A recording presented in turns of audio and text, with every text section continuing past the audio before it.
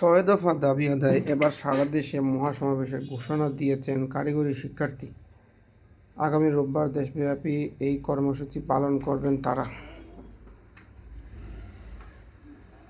Rise in red নামে মানববন্ধন কর্মসূচি শেষে মহাবিশ্বের ঘোষণা দেন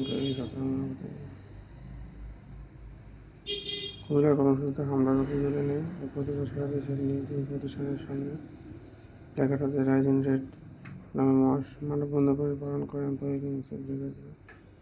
দুপুর 12:15টার দিকে রাজধানী তেজগাঁওয়ে ঢাকা পলিটেকনিক ইনস্টিটিউটের মূল মূল ফটকের সামনে মানববন্ধন কর্মসূচি শুরু করেন শিক্ষার্থীরা।